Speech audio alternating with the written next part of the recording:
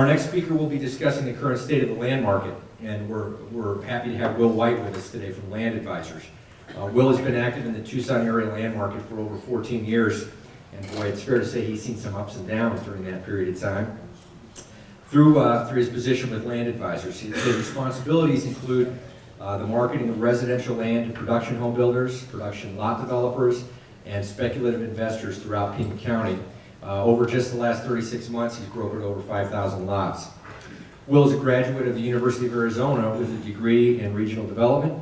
He has held an Arizona real estate license since 1997, and he's also a member of the Urban Land Institute, DM50, and SABA.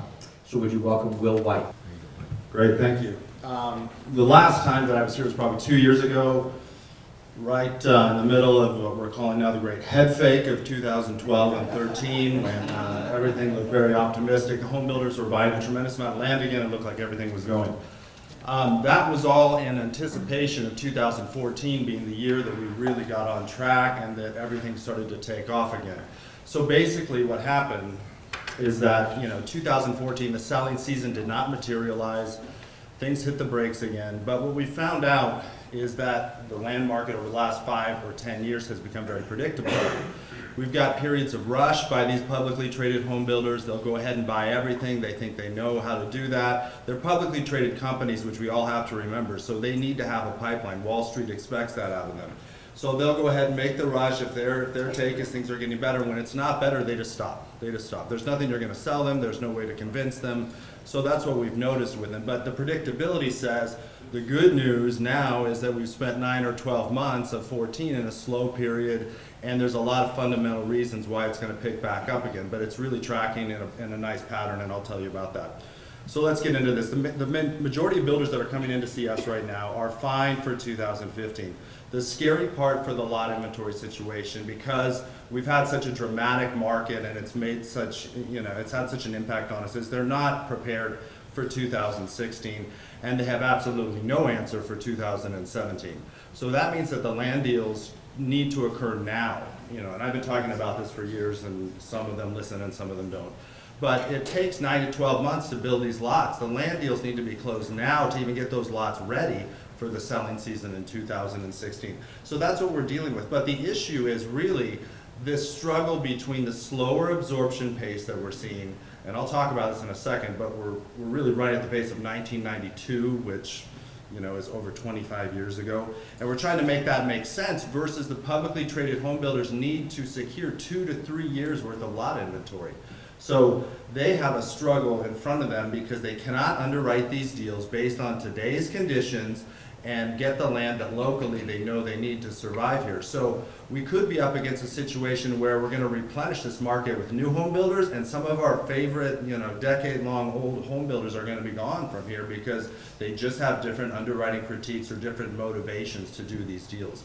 Another problem that we've seen is that the majority of the A locations have just been scoured and picked over and absorbed and bought. And that is the issue. Where do they go next? They all want to be in the Tangerine Corridor. They want to be in areas where the home sales, they can point to areas and show those home sales absorbing. That's where the success is, but they can't get them right now because for the last 5 years they've been buying them, hundreds of millions of dollars in land acquisitions. So the question is, where are they headed next? And then we've got on top of that fact, they've tried to be creative again. Instead of going to the easy inventory, it's like, let's go rezone some more parcels again. Well, they're rezoning because we have a land inventory issue. They're trying to get more land out and into production. The rezonings have become very complicated. A lot of them have been controversial in the newspapers. We've talked about them. You've heard about them. If those continue to be difficult in all of the different municipalities, they're going to stop doing them because they can't spend the money and waste the resources and the time to do it. So they're going to go back to the traditional ways of doing deals. The key is the builders that have been successful in our market have been proactive. They've been the ones to pioneer, to secure locations before they become the hot areas of town. Meritage Homes was a good example of this. In Sky Ranch, when we did those deals in 2009, they took a flyer on Sky Ranch. The market wasn't that good. They bought Sky Ranch. They were able to recalibrate the home prices down to something that worked, and that actually created what we call today as the Tangerine Corridor as it evolved over the next 5 years. But demand's going to pick up based on 3 main themes. We have new home builders in our market that we need to feed land to, okay? They're going to be aggressive about it. We also have builders in our market that have bigger market shares than they've ever carried in the history of Tucson, almost double what used to be normal. And then also, if you take those out, then we have the rest of the builders that have to do something. Some of those builders haven't bought land in 12 to 24 months here. You cannot do that here because of just the process and how long it takes to get things up and running. So all those are going to converge on the demand side of things, and we obviously know what the supply side is. So quick snapshot. Right now, the single-family home builders have about 2,130 lots. The single-family only, we're discounting, in active subdivisions. There's 77 active subdivisions in Tucson. That's historically low for us too, which is really scary. The other scary part of that is that 40 of those 77 active subdivisions, or 52%, have less than 30 lots left to go. So roughly 12 to 15 months of inventory. If we do not resupply them, we don't get deals going in this marketplace, then all of a sudden we're going to be down 40 more subdivisions by next year. Now the problem that creates is we have no competition. That means almost the builders in all areas are the only place the consumer can shop. It's going to be the reason why our home prices keep going up, and it's really a tricky thing. But it also tells me that the builders get this and they understand, and I think that's why it's going to be busy for the next 12 to 18 months. There is currently, the other issue we have is we're always watching how many lots and deals are getting done to put more inventory into that market. Well, in the past 9 months, there's only been 696 lots that have been purchased here. That is not enough to keep, if we're doing even 2,300 permits a year, it's not enough to keep up. And then another interesting fact is 804 lots in the past 12 months have been purchased by expansion builders to Tucson. So Mattamy Homes, Toll Brothers, LGI, and then also KB Homes who revamped their Tucson division and they went out and bought 3 or 4 deals. So we're seeing our deals really being done by new builders coming to Tucson, not our local batch of builders that are working. So at some point, our local guys have to go back out and reestablish their community counts, or they're going to run out of them. And then really, in the last 12 months, still the largest land deal that's still holding there is Mattamy Homes assemblage at Rancho Vistoso for about $13.6 million. They came in about 100 acres up there last summer. Where we should be today, if we were healthy, that we didn't do all that overproduction, we would have been at it should be about 8,000 permits today, which would be a healthy market. Phoenix is the same way. Phoenix is at 10,000 permits last year. Phoenix should be doing 30,000 permits. So we just have an issue. It's not really Tucson specific, it's even Arizona specific and Phoenix also. But this year we're looking at gradually continuing to come off the bottom. Thankfully we are off the bottom. So going out farther, everyone used to give me a lot of grief because they said you're too optimistic, you got to pull these permit estimates down. So I did that, and everyone should be more in sync. But I really took out to 2019, let's say we get to 3,750. Okay, keep in mind that at the peak we did 12,000 permits. So I'm saying by just before 2020, we're going to get back to just 3,750 in permits.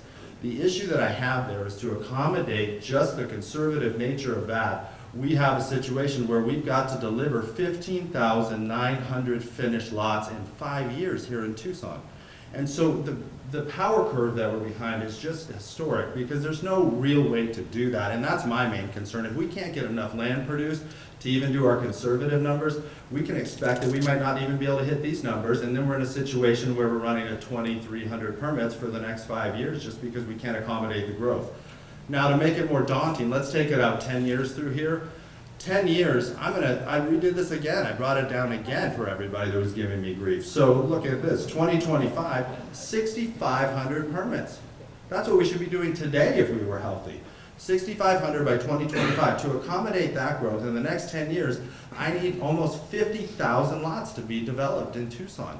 Now we know with all of our growth constraints and all the state land and the governmental land that we're dealing with and the way that we've acted over the last cycle, it's really difficult to see, even if I added up all the master plans, everything that's on the books right now, how we're going to get to that. So it tells me that we're going to be in a market that's going to see larger land deals going forward by the bigger builders to control that inventory. This is another interesting thing, and this is really where I wanted to, talk about. So we talk about jobs and the economic part of the housing market and how that can affect permits and how we can grow that way. But look at what's happened to our actual community counts or our stores. If you look at the peak of the market, really in 2005 into 6, we jumped from 109 to 163 in 2006. And we've been on a decline ever since then. So we got to a point where our low was almost 64 in 2012, and then because of those land acquisitions, we started opening more stores, and then it's starting to creep back up. But we can't expect the permits to continue to grow if we don't have enough stores open around town. So when we were doing, you know, when we had 163, 157 stores, that's when we were doing 12,000 permits because we had enough open. The question becomes, I really think, just based on this, a healthy number of stores, you know, or subdivisions and communities that should be open in Tucson is more like 100. So I think we're almost 30% lower than we should be, which should tell the builders that they have more reason to get active. And I think that would. If we had 30 more stores open, we could probably expect that our permits would be higher. This is another big thing for our market, real quick. This takes a look at the home builder market share. And you basically have everything in here, single family and active adult home builders. But look at the top two, you know, percentages of market share. It used to be really difficult to be a 10% market share builder here at the peak. What you have now is a situation where D.R. Horton and Richmond American, even with active adult combined, are carrying 17 and 14% market shares. It's just amazing. And so to feed that type of market share, they need to have a lot of land in the pipeline for the next 2 to 3 years. But here's what I did too. I just took out all the active adult and just took it down to single family. Now take a look at their market shares. Based on single family only, D.R. Horton has a 25% market share here in Tucson, and Richmond American has a 21% market share here in Tucson. And then if I add up all the publicly traded home builders here in this marketplace, they make up just about 90% market share in our market. So that hasn't changed over the last 5 years. We're still really dominated by the publicly traded home builders, and that's not going to change. I think it's just because they're so big, they're so well capitalized, they have so much cash, and they just are very hard to compete with in this new era of what they're doing. Looking around just real quick geographically, this looks at last year's home builder land transactions. You can see all that emphasis is still in the Northwest. I mean, if we look at the V between Oracle and I-10 and Tangerine Road, that's where all the land deals happened. That was the preference, with little exception, kind of on the periphery, northeast, east, Rancho Sarita, and then down there. I mean, really the focus has been Northwest, and there's no reason for that to change. I think that's going to continue to be the case, and even pushing farther up into North Marana. The areas that we have been, it's obviously Tangerine Corridor, filling out the Cortero area in Marana, and then I-19 and the I-19 corridor, Madera Highlands, Rancho Sarita have been active.